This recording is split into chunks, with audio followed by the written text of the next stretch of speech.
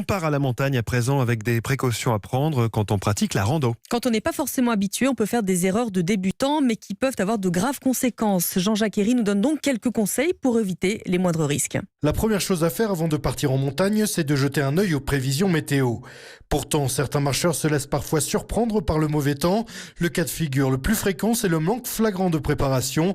Le lieutenant-colonel Stéphane Boson, commandant du peloton de gendarmerie de haute montagne de Chamonix. Ce sont beaucoup de randonneurs qui s'égarent, qui ne savent pas utiliser les matériels d'orientation, tels la carte, la boussole et maintenant le GPS. Donc, on a beaucoup de gens qui se retrouvent bloqués techniquement parce qu'ils ont quitté un sentier et ils ne sont pas capables de revenir sur ce sentier sans notre aide. Depuis mai, le PGHM de Chamonix est intervenu une centaine de fois pour secourir des randonneurs.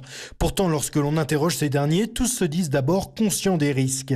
Mais à quelques semaines de l'Ultra-Trail du Mont-Blanc, Mathieu reconnaît que l'essor de cette discipline a pu griser les esprits chez certains randonneurs. Pour faire comme Kylian Jornet, la star du trail, ils partent parfois en randonnée sans prévoir assez de matériel. Faut pas essayer de se comparer à lui, c'est un athlète donc il connaît ses limites. Quand il part en montagne, il a des chaussures légères, un short, un t-shirt et puis il peut se permettre, tout le monde ne va pas faire ça. Dernière consigne pour terminer, en montagne il faut prévoir à boire et des vivres, même si cela apparaît comme une évidence, certains l'oublient, et toujours prévenir un proche de son itinéraire et de l'heure de retour prévue. Chamonix, Jean-Jacques Herry, Europe 1. Et je vous rappelle que comme chaque dimanche cet été, Maud Descamps nous conseille une randonnée. Elle les a pratiquées et elle vous donne tous les petits conseils, les petites astuces.